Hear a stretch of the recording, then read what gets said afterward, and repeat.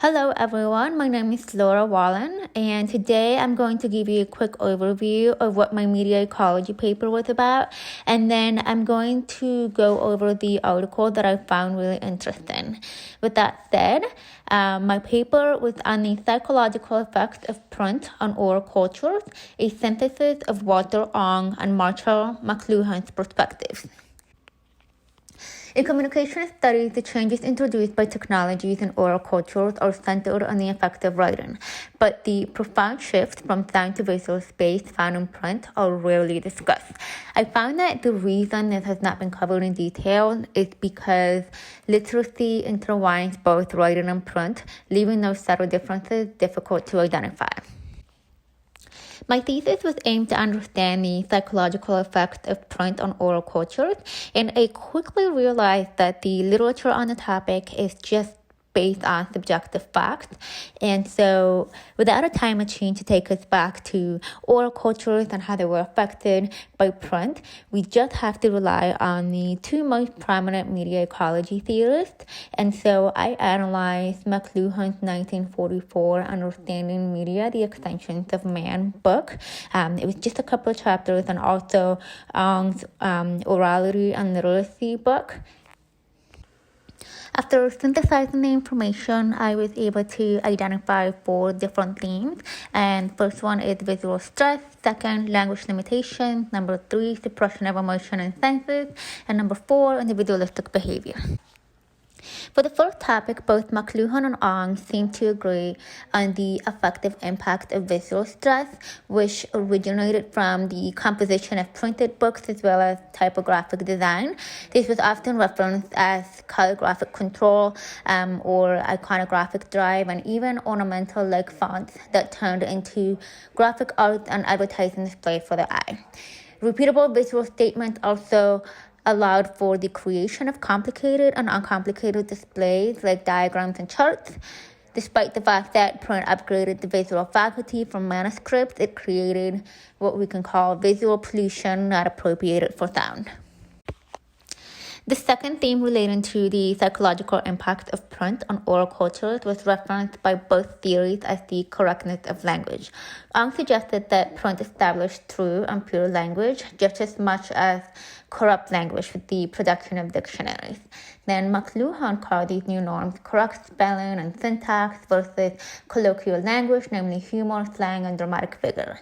Essentially, correct language altered epistemologies given an aggressive order and position as well as a fixed point of view, whereas corrupt language gave birth to intertextuality and a boldness of expression.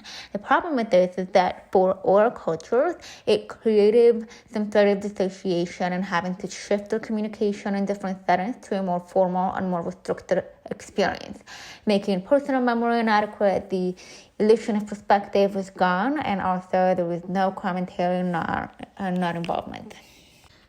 For theme number 3, suppression of emotions and senses, McLuhan talked about how print encouraged people to act without reacting and without involvement. Print also allowed for the extension of social energies for civilized man, but those based upon consciousness, rationality, uniform attitudes, habits, and rights.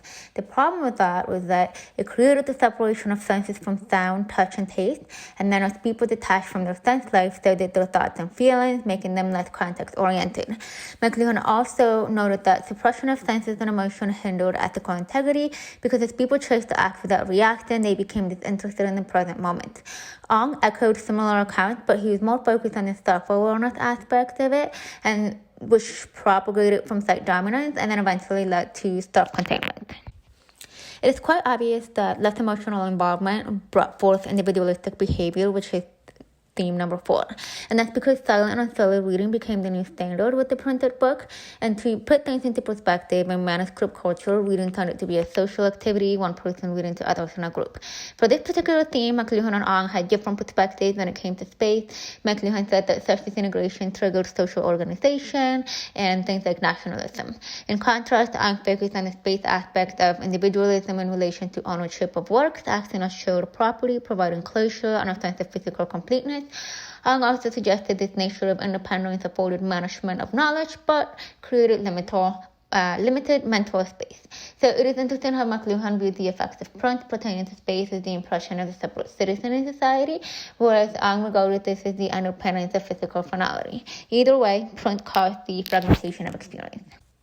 For the biblical references, McLuhan compared the effects of print to Genesis 11:19, which tells the story of the Tower of Babel. He was saying, in effect, that print disrupted our work as Christians, confused our language, and prevented people from reaching their God-given destiny. Then Ong said the advent of print changed Christianity and major world religions because the interiorization of information is coming from new conventional and less agnostic structures based on authors' intentions. Okay, so now let's talk about the article that I found really interesting. And this particular one relates to suppression of emotion and senses. It's called the Psychosocial Benefits of Oral Styling in School, Developing Identity and Empathy Through Narrative, and it was conducted by Hibben in 2016. The premise of this article is to highlight the importance of oral storytelling in school. And so they're really going into depth about, what storytelling is. And just to summarize it a little bit, they basically say that the oral retelling of traditional tales modeled by a storyteller and taught to children in school can be understood as non-instrumental practice in speaking and listening that emphasizes oral language over the reading and writing of stories. And so the problem statement is that oral storytelling has significant benefits for children's education and development, but it is underutilized in the primary education in the United Kingdom. The research question for this particular article was based on a creative partnerships intervention of oral storytelling in Holly Tree School that took place in 2011, designed to teach children to orally tell traditional tales. So they took that study and wanted to follow up on it, and their research question became to understand the benefits of oral storytelling in school, as well as to ascertain the position and status of speaking and listening in the curriculum in relation to literacy. Overall, this research is based on a qualitative model, utilizing an interpretive methodology, and organized around a transactional and more subjective epistemology, and with an associated co-construction of meaning between participants and researcher. Due to the difficulty finding examples of orally grounded practice that was of interest to the study, theoretical sampling was used to select participants who were viewed as having experience of the kind of oral storytelling described in the literature.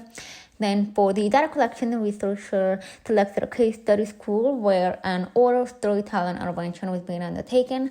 Then a constructivist grounded theory approach was taken in relation to data analysis. All participants and case study location names were anonymized.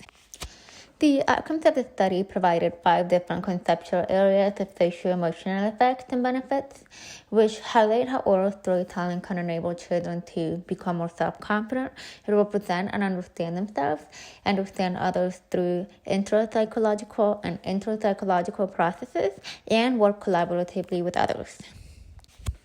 So why is emotional literacy important? It is the experiential nature of oral storytelling that strongly reinforces the idea that social skills are not taught, but rather absorbed and learned through relationship. Emotional literacy helps with self-expression and identity, essentially how children understand and represent themselves, because children are free to retell a story using different verbal language, body language, expression, and even to change the narrative so that the story unfolds in a slightly different way. Emotional literacy also helps how children come to understand others. This is because different story interpretation through an oral story retelling offers children the opportunity to experience the same story told by different people in different ways. The idea there is no right or wrong way to tell a story is what's behind all this. Okay, so now moving forward, the beneficial effect upon psychosocial development that oral storytelling affords is strongly suggestive of the idea that we need to provide more opportunities for experiential and non-instrumental language practice of this nature in school. It is a practice that raises the status of speaking and listening in general, education as a whole, and that celebrates the benefits of talk for talk's sake on multiple levels, including psychosocial well-being and development of young children. Just to recap, print does not offer emotional sensibility. I already discussed earlier that print suppresses emotion and senses because it focuses on sight dominance, and Ong actually stated that auditory process was eroded by print, and so it causes a decrease in self-awareness and increase in self-containment. And it's the whole idea that McLuhan said, act without reacting, which makes you less context-oriented. And that is a wrap. Thank you so much for watching.